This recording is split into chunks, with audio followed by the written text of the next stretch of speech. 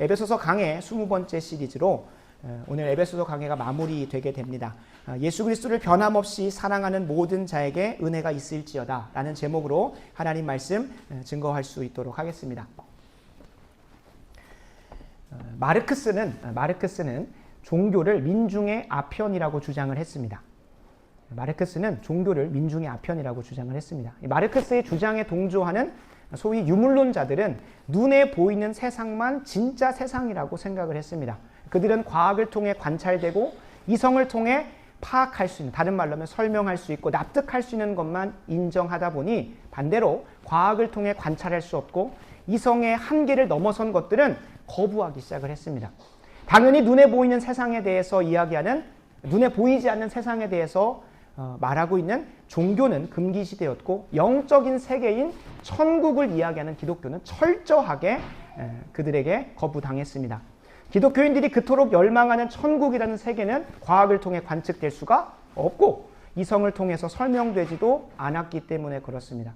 게다가 그들의 현실의 삶을 한번 살펴보니까 이 천국에 대한 소망에 빠져있는 소위 기독교인들이라고 하는 사람들이 운명론에 사로잡혀서 어차피 우리가 대충 살아도 저 천국 갈 텐데 라고 하면서 그 운명론에 사로잡혀서 현실을 도피하거나 자신의 삶을 방탕과 방랑에 방종하고 방임했던 것들을 관찰했다 보니 그들이 존재하지도 않는 그 이상적인 세계를 만들어 놓고 사람들이 이 현실의 삶을 충성되게 못 살게 만드는 유혹을 했다, 현혹했다라고 하면서 이렇게 말한 겁니다.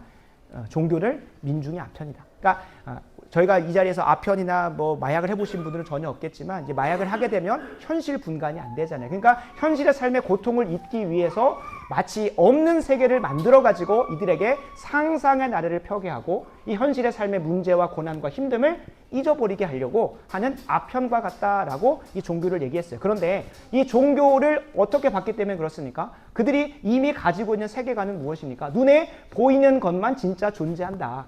그것들을 아주 집약적으로 정리하면 유물론자라고 합니다. 그러니까 유물론자였던 마르크스는 종교를 민중의 아편이라고 치부하면서 그 믿는 자들이 참 허황되고 참 현실적이지 못한 삶을 살아간다고 주장을 했던 겁니다.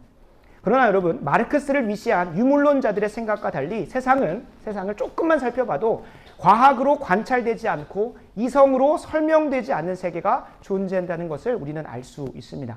그들이 비이성적이고 비과학적이라고 치부하는 그 조롱하는 그 세계, 그 영적인 세계는 도리어 비이성적이고 비과학적인 게 아니라 무엇이 문제가 있어서 우리의 과학이 문제가 있어서 우리의 이성이 한계가 있기 때문에 뭐라고 표현하는 게 더 현실적입니까? 초이성적이고 초자연적이라고 보는 것이 맞습니다. 실제로 우리가 지난날의 과학의 역사만 봐도 관측 기술이 아무리 발달해도 지금도 이 세계를 다 관측할 수 없죠. 아무리 허블 망원경이 그 고도의 배율을 높여진다고 하더라도 우주의 끝이 어딘지를 몰라요.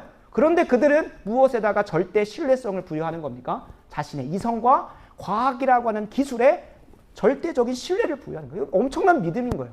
본인도 그것이 모든 것을 다 이해시켜주고 알려줄 수 있다는 잘못된 믿음을 가지고 하다 보니까 초이성적이고 초자연적인 것들. 그들의 세계관 안에서는 그것이 뭐로 보이겠습니까? 비이성적이고 비과학적이라고 말할 수 있죠. 그러나 아직까지도 과학은 발전해 가고 있습니다.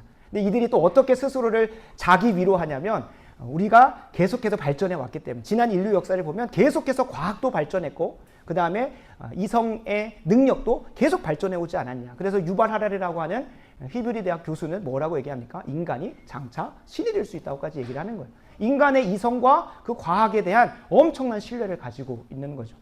근데 그 오류는 단순히 나는 유물론자야, 나는 과학주의자야 라고 말하는 그 사람들에게만 한정된 게 아니라 그들이 이 세상의 시대의 정신을 사로잡아 버렸습니다. 그래서 그들이 가지고 있는 오류가 양산되고 전염되어서 21세기를 살아가는 현대인들이라고 하면 대부분 초이성적이고 초자연적인 세계를 이야기하는 기독교를 아직도 신화 속에 빠져서 현실 감각을 잃어버린 사람들이라고 조롱하고 심지어 불쌍하게 여깁니다. 심지어 조롱하고 불쌍하게 여긴다는 거예요. 그러니까 기본적으로 우리 유물론자들, 과학자들만이 아니라 이 세상 대부분의 사람들이 그들이 주장하는 이 세상에 눈에 보이는 것이 전부다. 과학이 모든 걸 설명해 줄 수 있다. 이성이 전부다. 라고 말하는 그들에게 동조하여서 이 보이지 않는 세계를 분명히 눈으로 보고 있고 경험하고 있는 기독교인들의 삶을 조롱하고 비난하기 시작을 했다는 거예요. 그러나 여러분, 분명히 실제하고 계시는 이 초자연적 세상, 하나님의 영적인 실제가 없다고 생각하는 이 사람들의 삶의 행태는 어떨까요? 눈에 보이는 세상이 전부라고 생각하는 그들은 늘 불행 가운데 살아갑니다. 그들은 사람의 희노애락과 같은 감정조차도 과학으로 관찰 가능한 호르몬에 의한 화학 반응이라고 생각을 합니다. 그래서 기쁨이나 즐거움에 해당하는 화학 반응만 일으켜주면 충분히 행복한 삶을 살 수 있다고 합니다. 그러나 여러분, 그들의 삶이 진짜 행복합니까? 눈에 보이는 육체의 감각을 만족시켜주는 쾌락적인 삶을 선택하고 육신의 피로를 해소시켜주는 휴식이 가득한 안락한 삶을 충만하게 살면 그들이 말하는 대로 행복한 삶을 구가할 줄 알았습니다. 그러나 그들의 삶에 조금만 깊숙이 들어가 보면 쾌락과 안락을 추구하는 삶의 끝에 많은 사람들이 공허함과 허무함에 빠집니다. 심지어는 극단적인 선택까지 합니다. 처음에는 소소하게 자신의 쾌락, 자신의 육신의 감각을 만족시켜주기 위해서 게임도 하고 쇼핑도 하고 맛집 탐방도 하고 여행을 막 다니면서 어떻게든 채워보려고 하는데 만족하지 못합니다. 그러다가 그 육신의 감각을 더 채워주려고 그 쾌락의 한계를 넘기려고 뭐까지 선택이 됩니까? 음주와 섹스, 마약에 이르면서 종국에는 인생의 파멸을 마주합니다. 분명히 그들이 말하는 대로 육신의 것이 전부라고 한다면 그 쾌락을 채워주면 행복해야 되지 않습니까? 그런데 그들의 끝에 뭘 선택합니까? 죽음을 선택을 합니다. 그들이 믿고 싶어하는 대로, 그러니까 현실은 그렇지 않은데 그들이 믿고 싶어하는 대로 죽음 이후의 세상이 없습니다. 그들은 그렇게 믿는데 죽음의 세상이 없다면, 죽음 이후의 세상이 없다면 이 땅의 불만족을 해소할 수 있는 가장 저렴한 선택지가 목숨을 끊는 건데 그걸 가장 최후에 놓는다는 건 그들의 논리라면 좀 이해가 되지 않습니다. 그러니까 다른 거 다 해보다가 도저히 채울 수가 없으니까 어떤 상황 가운데 그들이 항상 불행을 경험합니까? 내가 내 육신의 쾌락을 만족시켜주는 그 상향치들을 계속 가다 보니까 그걸 더 채워줄 수 있는 물질이 없던지 상황이나 여건이 마련되지 않으면 에라 모르겠다 하면서 극단적 선택을 하게 되는데 왜 그거를 아무 그들의 논리대로 생각을 해보면 가장 마지막에 죽음을 선택할 이유가 없는 거예요. 다른 그 물질이 안 들어가잖아요. 근데 이 마지막 그리고 심지어 그들의 삶에서 보면 죽음을 그토록 두려워하고 피하려고 합니다. 왜 그럴까요? 그들이 말하고 있는 세상에 대한 이해가 유물론적인 이해가 분명히 모순이 있고 삶하고는 전혀 동떨어진 이야기라는 것을 우리가 좀 간파할 수가 있습니다. 도리어 보이지 않는 세상이 존재한다고 보는 것이 이 그리스도의 삶을 선택하는 것이 도리어 합리적인 선택입니다. 단순히 죽음 이후에 이 땅의 삶에 대한 상벌로 주어지는 천국과 지옥이 있다는 것을 이야기하는 게 아닙니다. 당장 지금도 보이지는 않지만 다 설명될 수는 없지만 영적인 세계가 하나님이 존재하셔서 이 현실의 삶에 눈에 보이는 현실의 삶에 영향을 미치고 있다는 것을 우리는 고백하는 사람들입니다. 기독교는 과학이 발견한 자연 법칙을 넘어서서 인격적이신 초월자 하나님이 이 땅 가운데 영적인 법칙을 두셨고 그 영적인 법칙에 따라서 이 세상을 주관하고 있다고 믿는 사람들입니다. 근데 이것을 단순히 보이지 않는 걸 어떻게 믿어라고 말할 것이 아니라 이 과학자들도 눈에 보이지 않는 것을 믿고 살아갑니다. 인류의 기원에 대해서, 세상의 기원에 대해서 보이지 않지만 수많은 가설 중에 가장 자기들이 보기에 옳다고 생각하는 것에 대한 믿음을 두고 거기서부터 출발을 하니까 우리의 믿음만 결코 비이성적이다, 비과학적이라고 말할 것이 아니라 그들 또한 그런 믿음 가운데 있다는 것을 우리가 보면 도리어 보이지 않는 세계에 대해서 인정하고 그리고 그 세계로부터 말미암는 그런 이 성경의 계시를 가지고 세상을 살아가는 것이 오히려 더 합리적이고 더 과학적이다라는 것들을 우리가 좀 한번 깊이 고민해 볼 필요가 있습니다. 실제로 우리의 삶 가운데서는 그 유물론자들이 해석할 수 없는 사람들과의 관계에서는 위로가 있고 때로는 평안도 있고 그 사랑의 감각도 있습니다. 그들은 사랑을 어떻게 얘기합니까? 어떠한 뇌의 부분이 활성화돼가지고 그런 호르몬의 작용에 그런 감정이 드러난다고 얘기를 하는데 그걸로만 설명할 수 없는 그 세계가 있다는 것을 우리는 인정을 해야 합니다.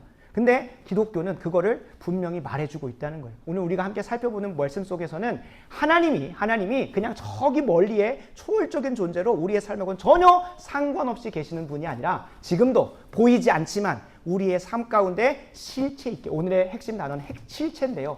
하나님께서 약속하시는 위로와 평안과 믿음과 사랑과 은혜가 그냥 뜬구름 잡는 혹은 우리의 개인의 감정 속에서 스스로 조심스러운 표현이지만 가스라이팅하고 정신승리하고 마인드 컨트롤에서 생긴 것이 아니라 실체 있게 이 눈에 보이는 세상 속에서도 그것을 경험시켜 주신다는 것을 약속하고 있습니다. 그래서 오늘 함께 말씀을 살펴보면서 유물론자들을 자처하는 세상의 사람들, 그들이 나는 유물론자라고 말하진 않지만 이 땅의 눈에 보이는 것만 가지고 살아가는 그들은 결코 경험을 할 수도 없고 경험을 넘어서서 상상할 수도 없는 참된 복, 하나님을 인정하는 사람만이 참되게 누릴 수 있는 그 복을 살펴보고자 합니다. 그래서 오늘 바라고 원하옵기는 이 말씀이 마무리되고 나면 하나님께서 우리에게 약속하시는 참된 복이 이 영적인 세계, 보이지 않는 세계를 인정하고 믿고 나아가는 사람들에게만 약속된 참된 복이 무엇인지 알게 되기를 간절히 소원합니다. 두 번째로는 그것을 알고 끝나면 안 됩니다.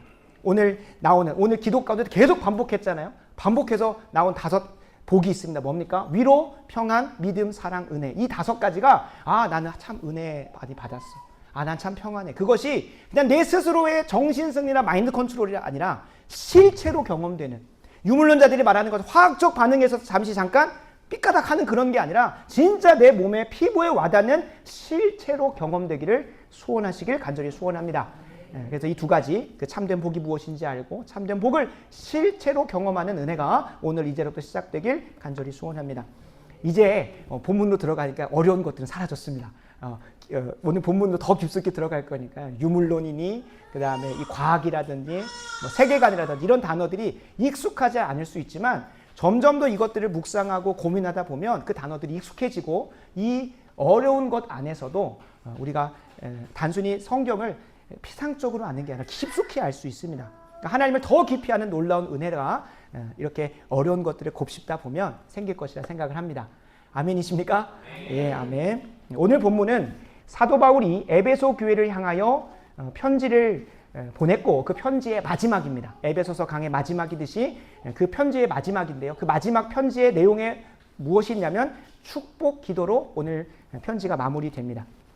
대부분의 바울 서신이 마무리될 때 마지막에는 2가지가 꼭 등장을 합니다. 하나는 사도 바울의 사역에 있어서 고마움을 표현하고자 했었던 사람들, 특별히 로마서 16장에서는 한 장, 그냥 그 한 장 전체를 할애하면서 이 사람을 문안해라, 이 사람을 문안해라, 이 사람께 고마워해라 하면서 엄청나게 적어놓습니다. 그리고 꼭 그 고마움을 표한 이후에 마지막에 뭐가 나오냐면 축복 기도가 나옵니다. 우리가 보통 예배가 마무리되고 나면 강복 선언이라고도 하고 그 하나님께서 복을 선언해 주신다는 것이라고도 하고 축복 기도라는 표현을 많이 쓰는데 이 축복 기도의 연원이 되는 것이 민수기 6장에 나오는 아론의 축복과 그 다음에 그 구약 성경에서 이제 신약으로 연결되면서는 사도 바울을 통하여 각 교회들마다 하는 이 축복 기도로 마무리가 됩니다. 저희가 따르는 것은 고린도 전후서에 나오는 본문을 가지고 축복을 하는데요. 오늘은 그 축복 기도가 23절과 24절로 정리되어져 있습니다. 그러나 우리가 여기서 좀 기억할 만한 것은 우리가 이 편지를 쓸 때 많은 학자들이 그 당시에 편지를 쓸 때는 항상 인사말을 이렇게 했고 소개를 이렇게 했고 내용을 그렇게 썼고 그리고 마지막에는 이렇게 고마운 사람들을 엔딩 크레딧처럼 영화의 엔딩 크레딧처럼 써놓고 그냥 기도로 마무리 인사하는 것이었다. 근데 그렇게 되면 지금도 솔직히 그렇게 편지 쓰지 않습니까? 편지 쓸 때 항상 자기소개하고 인사말 나누고 하고자 하는 본문 나누고 그 다음에 마지막에 감사한 것들 나누면서 이제 뭐 감사드리며 주 안에서 축복하며 누구 드림 이 정도로 쓰잖아요. 그러니까 그거하고 그게 꼭 굳이 그렇게 그 당시 고대 근동의 편지의 형식이 됐다라는 걸 보는 것보다도 왜 사도 바울은 반복적으로 이 서신서들을 마무리할 때 왜 감사한 사람들을 썼으며 또 이 축복 기도로 마무리하는지를 한번 좀 깊이 묵상해보고 신학적으로 살펴보는 시간들이 되길 간절히 소원합니다. 이 에베소에는 두기고라고 하는 신앙의 동역자를 이 편지를 전달하는 전달자로 보내게 됩니다. 특별히 이 두기고는 에베소 사람이었고요. 이 두기고가 사도 바울의 편지를 전할 때는 골로새서와 함께 이 에베소서도 전했던 것으로 보여지고 더 나아가서는 디모데후서, 사도 바울이 마지막 2차 감옥에서 순교를 준비하는 그 가운데 있었던 마지막 편지였던 디모데후서도 두기고가 전달한 것으로 보여집니다. 근데 사도 바울이 에베소에게 전달하고자 했었던 이 두기고의 사역은 단순히 이 편지라고 하는 것을 그들에게 전하고자 함에 머물러 있지 않고요. 오늘 우리가 함께 읽은 본문을 보면 두기고를 통해서 함께 나누고자 했었던 것이 더 있었음을 우리가 확인할 수 있습니다. 에베소서 6장 21절 22절 제가 읽겠습니다. 나의 사정 곧 내가 무엇을 하는지 너희에게도 알리려 한다. 사랑을 받은 형제여 주 안에서 진실한 일꾼인 두기고가 모든 일을 너희에게 알리리라. 우리 사정을 알리고 또 너희 마음을 위로하기 위하여 내가 특별히 그를 너희에게 보내었노라 라는 거예요. 그러니까 다른 사람을 보내는 게 아니라 꼭 두기고를 에베소 교회에 보내야 됐었고, 그리고 이 두기고를 통하여 전하고자 한 것은 이 편지만이 아니라는 거예요. 이 편지 안에 담겨질 수 없는, 사도 바울이 21절 22절 세 번이나 강조해서 표현하는 것이 있다면 뭘 전하는 거냐면 나의 사정, 곧 내가 무엇을 하고 있는지, 그리고 22절 초반부에 나오는 것처럼 우리 사정을 전하기 위해서 특별히 두기고를 선택한 것으로 보여집니다. 근데 이 두기고에게 이 자신이 처하고 있는 상황을 그냥 편지로 나눠도 되는 거잖아요. 실제로 에베소서 3장에 보면 사도 바울이 처했던 상황들을 나눠주는 것들도 없지 않아 있습니다. 뭐 구체적이지 않아서 그렇지. 그러나 사도 바울은 두기고를 꼭 선택해서 보냈어야만 하는 이유가 그들에게 있었습니다. 그냥 지금처럼 알리익스프레스를 이용하든 아니면 다른 배송 업무를 하는 사람한테 맡기면 되는데 굳이 두기고를 통해서 보낸 이유가 무엇이겠냐는 거예요. 바울이 처한 그 상황을 전하는 걸 통해 두기고가 무엇을 이들에게 전하고자 합니까? 동시에 위로를 전하기 위하여라고 분명히 이야기하고 있습니다. 한번 생각을 해보면 많은 학자들이 위로가 무엇이었을지 좀 다양하게 해석을 합니다만 문맥 혹은 성경 안의 것만 가지고 이야기를 한번 해보면 사도 바울이 처한 상황을 이 편지에다 담을 수 없는 그 상황을 두기고의 입술을 통하여 생생한 오디오로 전달하는 걸 통해 사도 바울은 위로를 그들에게 전하고자 했음을 확인할 수가 있습니다. 특별히 오늘 본문의 배경은 사도행전 28장에 그 수많은 광풍과 어려움 속에서 로마의 복음을 전하기 위하여 첫 번째로 로마에 당도했던 사도행전 28장의 사도 바울의 상황을 배경으로 하고 있습니다. 사도 바울이 로마 감옥에 두 번에 걸쳐서 투옥되게 됐는데 첫 번째 투옥은 사도행전 28장이고 그리고 그때 썼던 편지가 에베소서, 빌립보서, 그다음에 골로새서, 빌레몬서입니다. 이 네 개의 편지가 그때 나왔고 그것들을 누가 옮겼습니까? 두기고가 전달을 한 거예요. 그리고 2차 투옥 때는 우리가 잘 알고 있듯이 네로 황제의 핍박에 의해서 기독교인들이 많은 핍박을 당했는데 사도 바울이 대표적으로 순교하게 되는 게 2차 투옥입니다. 그래서 성경에 다 기록은 되어 있지 않지만 그가 로마서에 표현했던 것처럼 서바나, 스페인이라고 하는 곳에 가서 복음을 전해야 된다라고 하는 것이 1차 투옥 이후에 잠시 풀려납니다. 왜요? 무죄니까요. 무죄.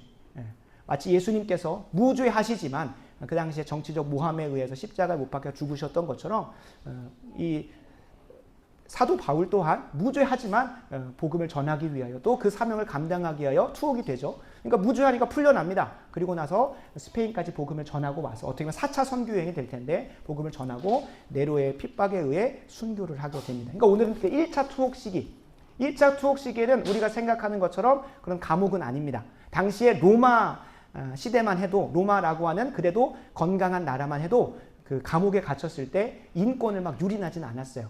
그러니까 첫 번째 투옥 때는 가택연금 상태로 그러니까 조금은 자유롭게 활동할 수 있어요. 물론 이제 막 어느 반경을 넘어가면 안 되겠지만 가택연금 상태로 찾아오는 사람들에게 복음을 전했다고 사도행전 28장은 이야기하고 있고 이 서신서들을 써서 보낼 수 있을 정도로 자유로웠죠. 그래도 좀 있었다는 겁니다. 그러니까 지금 통신이 발달한 지금도 누군가가 구치소에 가고 감옥에 갇혀 있다고 하는 소식을 들으면 여러분 어떻게 생각이 듭니까? 뭐 그분은 죄가 없어서 금방 풀려날 거야 라는 그런 담대함도 있겠지만 일단 먼저 뭐가 찾아옵니까? 걱정과 근심이 찾아와요. 근데 이 당시만 해도 누군가가 편지를 세워라 내워라 해가지고 뭐 한 달에 걸쳐서 소식을 나눠주지 않으면 소식을 들을 수가 있습니까? 없습니까? 없어요. 그러니까 사도 바울이 구금돼가지고 로마 감옥에 감췄다는 것들 여러 소문으로만 듣고 있으면 지금 사도 바울이 얼마나 힘들지 그 육신의 그 건강은 괜찮은지 여러 가지 걱정이 들지 않겠습니까? 그래서 이 에베소 교인들도 그런 근심과 낙심 가운데 있었던 것으로 보여집니다. 에베소서 3장 13절에 보면 이들도 그 사도 바울이 임한 상황을 듣고는 있었어요. 그러므로 너희에게 구하노니 너희를 위한 나의 여러 환난에 대하여 낙심하지 말라. 이는 너희의 영광이니라. 라고 하면서 분명히 사도 바울이 지금 환난과 고난과 어려움 가운데 있는 것들을 들었어요. 근데 사도 바울이 어떠한 심정 가운데 있고 구체적인 상황을 듣지 않으면 이 말 한마디로 아 그래 사도 바울 괜찮은가 보다 라고 생각할 수 있겠습니까? 안 그렇다는 거죠. 지금 이렇게 지금 제가 알기로는 구치소에 구속이 되게 되면 하루에 10분씩 한 팀을 만날 수 있다고 해요. 그러니까 계속해서 소통할 수 있는 거죠. 그리고 변호사 접견은 계속 가능한 걸로 알고 있는데, 그러니까 그렇게 되는 상황인데 이 소식을 전해주지 않으면 그 다른 초대교회 교인들 얼마나 낙심하고 걱정하고 염려하겠습니까? 심지어 그 당시에 복음을 전방위로 전하고 있는 이방의 빛으로 쓰임받고 있는 사도 바울이 갇혔는데 일개인 내가 이제 믿음을 자라가고 있는 내가 어떠한 위협 가운데 놓여질지 스스로의 안위도 걱정이 됐을 거예요. 그래서 사도 바울은 두기고라고 하는 신실한 주의 종을 이 편지와 함께 보내서 사도 바울이 처한 사정, 그들이 무엇을 하고 있는지 우리의 사정들을 구체적으로 나누려고 두기고를 선택해서 보내는 거예요. 심지어 에베소 출신인 두기고를 보내서 그들에게 정말로 잘 전하기 위해 한 거예요. 자신의 실제 상황과 그 상황을 대하고 있는 사도 바울의 초연하고 담대한 상황을 구체적으로 전하려고 한 거죠. 실제로 빌립보서의 표현에 따르면 도리어 사도 바울이 그 가운데서 기뻐하고 즐거워하고 있음을 확인할 수 있습니다. 빌립보서 1장 12절과 18절을 제가 읽어드리겠습니다. 같은 시기에 쓰여진 거고 두기고를 통해 전달됐다고 했습니다. 형제들아, 내가 당한 일이 도리어 복음 전파의 진전이 된 줄을 너희가 알기를 원한다. 18절 후반부에 보면 무슨 방도로 하든지 전파된 것은 그리스도니 이로써 나는 뭐하고 있다? 기뻐하고 또한 기뻐하리라. 그러니까 그 소식이 단절된 상황 속에서는 근심하고 낙심하고 때로는 내 안위가 걱정되고 하겠지만은 도리어 이 두기고를 통하여서 빌립보에게 그리고 두기고를 통하여 직접적으로 에베소 사람들에게 전하였던 그 사정, 구체적인 상황들을 나누는 것만으로도 뭐가 됐습니까? 위로가 됐다는 것을 우리는 확인할 수가 있습니다. 그러니까 사도 바울은 선별하는 거예요. 이 에베소 교인들에게 에베소서를 전하면서 자신이 처한 상황과 그 상황에 임하고 있는 내 초연함과 담대함, 물론 본인에게서 나오는 것이 아니라 성령을 통하여 내게 부어지는 그 기뻐함을 그들에게 전하는 거예요. 도리어 사도 바울이 실제로 로마로 잡혀가면서 수많은 사람들 앞에서 공적인 자리 앞에서 법정 앞에서 복음을 전하지 않습니까? 그러니까 도리어 기쁘다는 거예요. 내게 놓여지는 것이. 그러니까 사도 바울의 인생의 기준이 무엇입니까? 내 인생의 기쁨과 즐거움 혹은 슬픔과 아픔의 기준이 내 육신의 고통이 있고 내 것이 사라지는 것에 기쁨과 즐거움의 기준이 있는 것이 아니라 무엇입니까? 예수 그리스도만 어떻게 전파된다고 하면 그것이 내게 기쁨이라는 거예요. 그러니까 이런 기준에 있으니까 이런 기준을 아직 맛보지 못한 누구에게는 에베소 교인들은 낙심할 수 있어요. 그래서 그 낙심하고 있는 자들을 위로하고 다시금 하나님의 뜻대로 살아가는 이 그리스도의 삶이 얼마나 멋진 것인지를 두기고의 입술을 통해서 위로하고 인커리지 해가지고 그들을 세워주기 위해서 두기고를 보냈다는 거예요. 에베소 교인들에게 우리가 실제로 한번 잘 생각을 해보면 하나님께서 하나님의 뜻대로 사는 사람들에게 이러한 위로를 허락하실 때가 참 많습니다. 무슨 말이냐면 하나님은 우리에게 약속하시는 위로는 평안은 믿음은 사랑은 은혜는 결코 그냥 믿음으로 이 말씀을 붙들고 기도 열심히 하다 보면 마음 가운데 막 뜨거워지고 나는 모든 걸 다 할 수 있어 라고 하는 세상 사람들이 유물론자들이 보면 정신 승리하고 있다 혹은 마인드 컨트롤 참 잘한다 혹은 어떻게 마음을 잘 다스리냐 라고 하는 표현을 쓸 수 있지만 그냥 그 정도 수준에 머물지 않는다는 걸 우리가 좀 기억했으면 좋겠습니다. 실제로 두기고를 통하여 그들에게 전하여진 사도 바울의 상황과 그의 간증을 듣는 그 순간 그들은 마음 가운데 단순히 그냥 위로받고 끝나는 것이 아니라 두기고 자체가 위로의 실체였다는 것을 우리가 좀 기억할 필요가 있습니다. 실제로 우리가 사역을 하고 또 주님 뜻대로 살아가다 보면 참 외로울 때가 많습니다. 그 누구에게도 이 상황을 다 나눌 수 없고 이것 때문에 또 내가 홀로 감당해야 될 기도의 씨름의 자리가 있다 보니 그것 자체 안에서 하나님께서 부어주신 샘솟는 기쁨도 있지만 하나님께서 그냥 마음 가운데 위로함 주시고 끝내는 것이 아니라 특별히 이 에베소 교인들 그 당시의 교회의 핍박 속에서도 하나님 말씀대로 어떻게 살아보고자 하는 그들에게 먼저 된 자 사도 바울이 그 고난 속에서도 기뻐하고 즐거워하고 뛰놀고 있는 걸 들으면서 그 두기고 자체가 아니 사도 바울이 감옥에 갇혀서 기뻐 뛰놀고 있는 그 간증 자체가 위로의 실체로 다가오는 것이라는 거예요. 에베소 교인들에게 두기고와 사도 바울이 위로 그 자체였다는 거예요. 위로 그 자체. 눈에 보이는 실체였다는 거예요. 그래서 우리가 유물론자들 혹은 유물론적인 사고를 하고 있는 이 세상 사람들이 말하는 것처럼 종교를 가진다는 것 혹은 이 기독교라고 하는 진리를 붙잡고 사는 사람들은 현실을 도피하는 것이 아니라 어떻게 되는 거예요? 도리어 좌절과 낙심이 가득한 이 세상 속에서 실체 있는 위로를 경험하고 뒤에서 또 나누겠지만 실체 있는 평안을 경험하고 실체 있는 믿음과 사랑과 은혜를 그 누구에게도 간증하고 드러낼 수 있는 실체를 붙잡고 있기 때문에 오히려 현실을 더 강력하게 임할 수 있다는 것을 우리가 이 본문을 통해서 알 수 있습니다. 실제로 우리에게도 두기고와 같이 사도 바울과 같이 하나님으로부터 말미암는 참된 위로의 실체가 현존했었습니다. 제가 현존했었다라고 말하는 것은 뭐 지금도 현존하겠지만 최근에 주님 뜻대로 복음을 전하고 기독교 세계관을 미국 전역의 캠퍼스에 있는 수천만 아니 수억의 사람들에게 전했고 그리고 그 영향력이 전 세계적에서 지금도 그의 죽음을 애도하고 또 추모하는 손길들이 이루어지는 찰리 커크라고 하는 한 청년이 우리에게 진짜 큰 위로가 되었기 때문에 그렇습니다. 당장 이번 주만 해도 저희가 복음 전도지로 삼았던 백제예술대학교의 전도회 분이 다쳤습니다. 실제로 하나님의 복음을 전하는 것이 과연 이 시대 가운데도 먹히는 능력일까? 정말로 하나님 뜻대로 사는 것이 정말로 옳은 길을 가는 것일까? 그런 생각 언제 드러납니까? 내 피부에 와닿는 핍박과 박해와 거절과 낙심의 상황 속에도 수도 없이 찾아옵니다.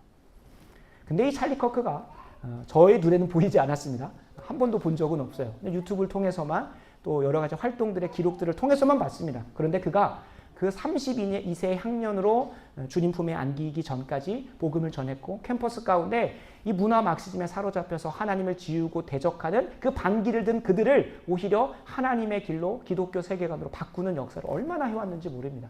18살에 그걸 시작을 해가지고 미국 전역에 터닝 포인트 USA라고 해가지고 누군가는 단순히 정치 집단이라고 말하겠지만 그는 항상 갈 때마다 하나님을 전하고 그의 고백 중에 하나님이 원하는 것, 내가 원하는 것보다 하나님이 원하는 것을 하고 싶다고 하는 것들을 입에 달고 살았다고 해요.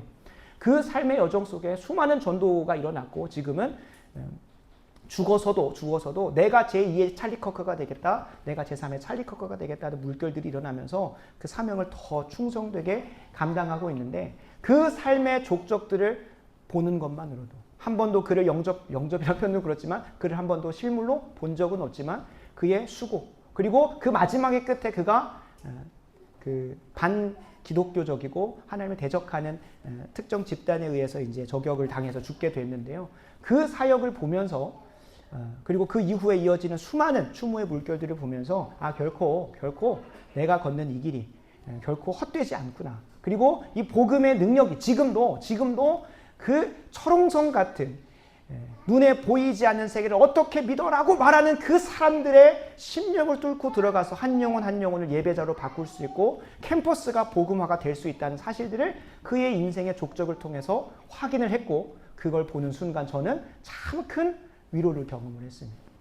지금은 현존하지 않지만 지금은 살아있지 않지만 그의 삶의 족적이 저에게 그리고 그 뜻대로 살아가고자 하는 사람들에게는 위로의 실체로 찾아왔다는 거예요. 우리 교회에게는 두기고와 같은 위로도 있습니다. 문화 막시즘이라고 하는 사단 마귀의 거센 공격에 맞서 싸우고자 그리고 전라도를 그리스도교로 돌아오게 하고자 하는 이 귀한 여정에 우리 눈에 보이지 않지만 기도로 함께 임해주는 충성되고 사랑을 받은 형제요 진실한 일꾼들이 있습니다. 이제서야 여러분들에게 6개월 만에 좀 소개하게 되는데요. 제가 이 전라도를 그리스도교로 돌아오게 하기 위해 이 좋은 교회를 또 함께 또 섬기게 되기 이전부터 2월달부터 지금 34번째 기도 모임이 주중에 진행이 됐는데요. 이 좋은 교회 성도님들을 위해서 좋은 교회 부흥을 위해서 전라도를 그리스도로 돌아오게 하기 위한 귀한 사명에 평균적으로 한 8명에서 10명이 들어오시고 68명, 68명의 두기고 중보기도단이라고 해가지고 힘써서 이 교회와 전라도의 복음화를 위해서 기도해 주는 분들이 있습니다. 그들이 다 전라도 출신이라서가 아닙니다. 서울 사람도 많고 부산 사람도 있고 대구, 광주, 심지어는 지금 미국과 네덜란드에 유학하고 있는 친구들도 찾아와서 또 기도하고 기도로 함께 힘을 모으고 있습니다. 더불어 그들이 삶이 평안해서 그냥 먹고 살만하니까 자신에게 맡겨진 삶의 자리에서 전라도를 위해서 기도해 보자가 아닙니다. 투병 생활 속에 항암하면서 얼마나 힘든 가운데도 이 자리를 지켜주시는 분이 있고, 사업이 어려운 가운데서도 이 자리를 위해서 기도로 그리고 물질로도 힘써 도와주시는 분도 계시고, 가정의 복음화가 너무나 지금 필요한 상황인데도 전라도의 복음화를 위해서 좋은 교회를 위해서 힘써 기도해 주시는 분들이 있고, 홀로 유학하면서 얼마나 외롭겠습니까? 그 가운데서도 이 자리를 위해서 그 현장, 그 시간에는 시간이 안 맞아서 못 들어오더라도 제가 그걸 온라인으로 계속 저희 교회 유튜브에다가 올리는데, 그걸 보면서 계속 힘써 기도해 주시는 분들이 있습니다. 뭘 위해서요? 자신하고는 단 하나도 상관이 없고 연고도 없는 전라도의 부흥을 위해서, 그리고 한 번도 본 적이 없는 좋은 교회의 그 출발을 위해서 계속 기도해 주시고 있습니다. 매주 목요일마다 하다가 지금은 매주 토요일로 좀 바뀌게 됐는데요. 참 한 주간의 사역을 하고 나서 그 기도의 자리로 들어가면 참 큰 위로가 됩니다. 누군가 이곳을 위해서 홀로 고군분투하고 싸우는 것이 아니라 함께 기도하면서 발맞춰 가고 있다는 그들의 존재만으로, 그들이 기도해주는 그것으로만으로도 무엇이 됩니까? 위로가 된다는 거예요. 그러니까 이번 주 화요일 날 직접적으로 핍박, 우리를 막 공격하고 박해한 것은 아니지만 그 불평과 불만을 직접적으로 듣는 상황 속에서 얼마나 낙심이 됐는지 몰라요. 화요일, 수요일, 목요일 얼마나 그 좋은 교회 막 막혀 있으니까 어떻게든 저희가 악한 걸 하려고 한 것도 아니고 하나님 또 좋은 거 전하려고 했는데 그렇게 막히는 거 보면서 낙심이 확 찾아왔어요. 근데 어저께 토요일 날 또 기도하면서, 또 기도 그 전에, 그 기도의 전에, 기도를 보통 10시에 하는데 그 전에 문자가 온 거예요.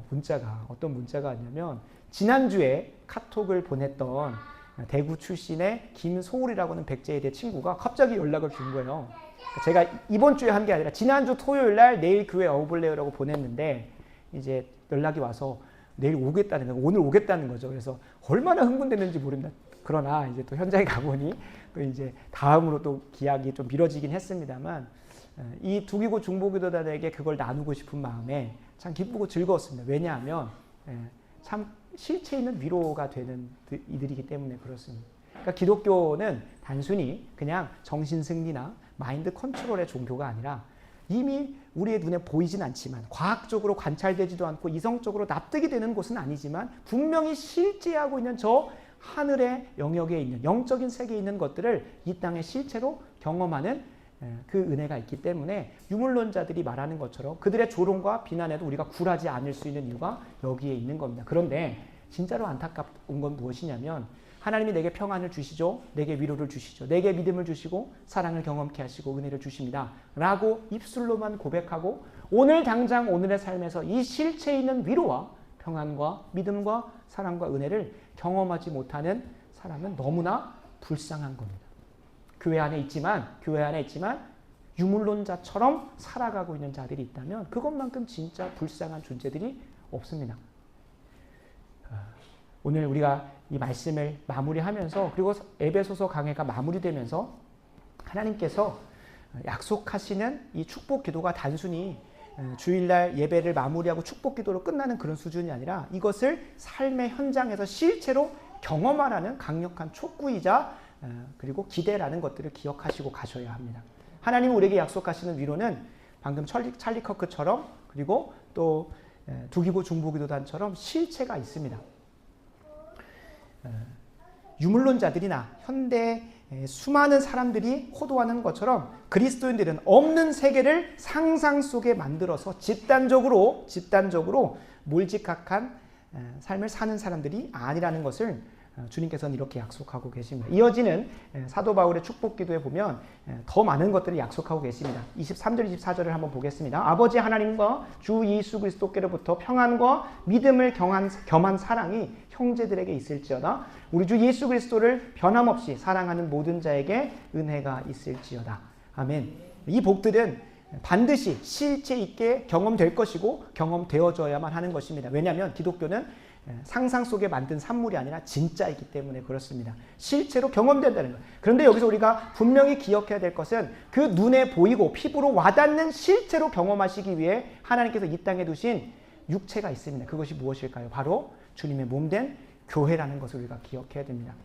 두기고도 사도 바울도 그리고 찰리 커크도 두기고 중보기도단도 비록 우리 좋은 교회 성도는 아니지만 우리에게 하나님께서 위로와 평안과 사랑과 믿음과 은혜를 실체 있게 경험하시기 위하여 두신 하나님의 예수 그리스도의 참된 육체라는 것을 우리가 기억해야 됩니다. 하나님께서 분명히 예수 그리스도를 인성을 입히시고 저 하늘의 보좌에 앉히셨습니다.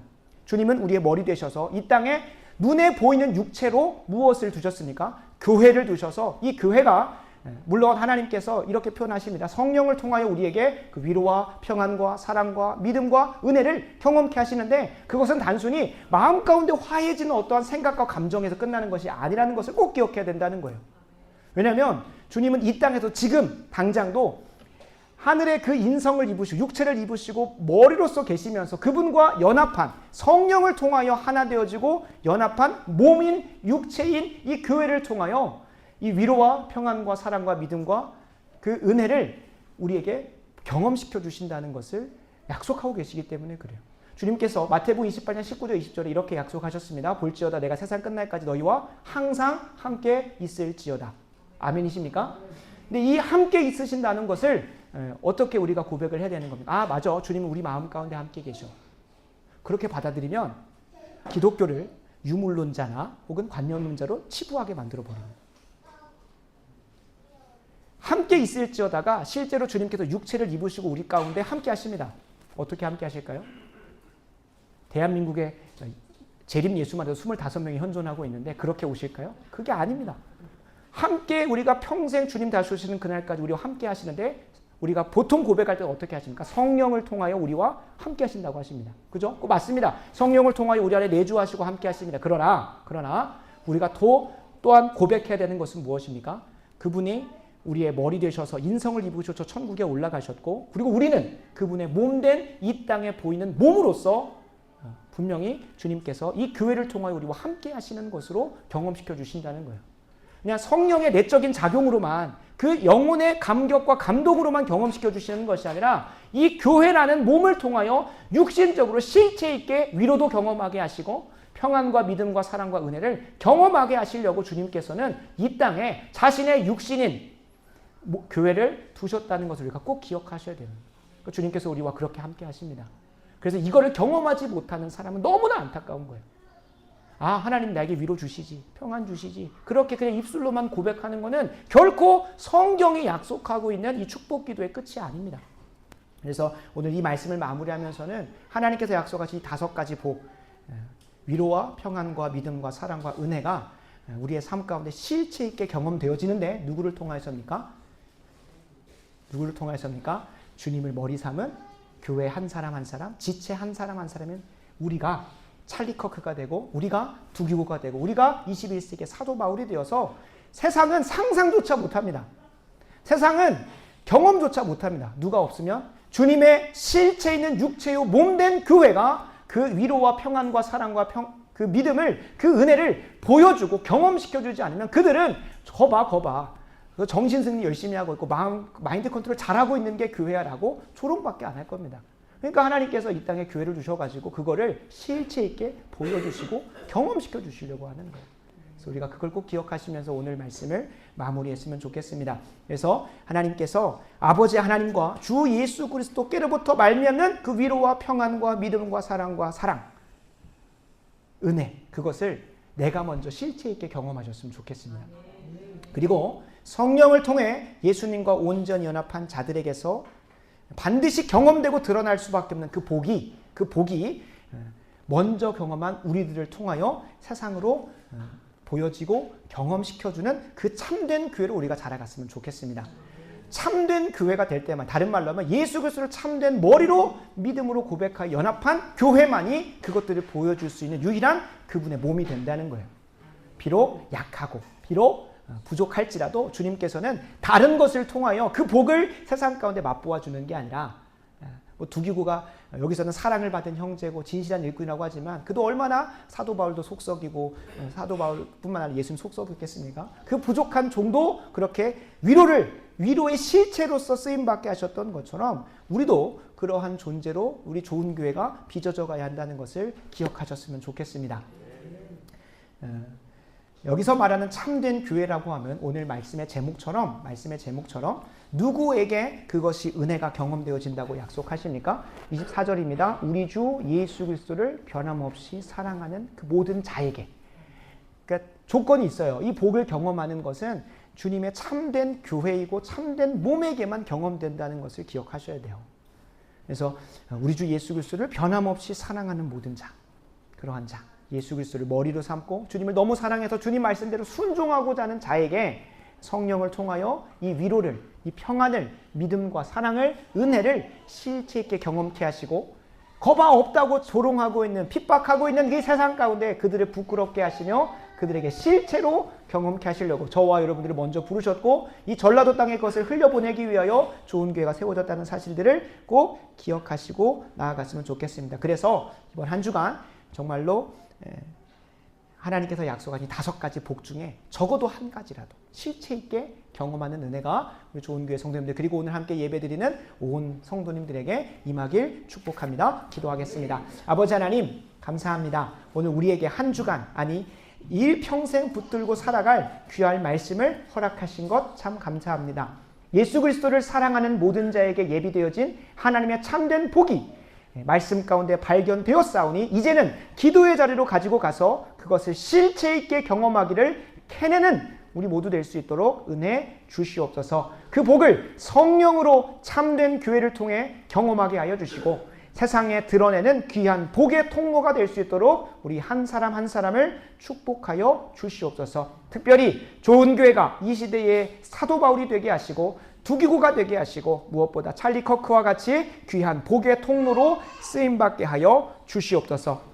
이를 통해 우리의 삶 속에 하나님의 이름이 거룩히 여김받게 하시고 하나님의 나라가 임하게 하시고 뜻이 하늘에서 이루어진 것 같이 이 땅에서도 이루어지게 하여 주시옵소서. 오늘 우리에게 일용할 양식을 주시고 우리가 우리에게 죄 지은 자를 사하여 준 것과 같이 우리 죄를 사하여 주시고 우리를 시험에 들게 하지 마시며 다만 악에서 구하여 주시옵소서. 이 모든 나라와 권세와 영광이 아버지께 있음을 믿사오며 예수님의 이름으로 간절히 기도드리옵나이다. 아멘.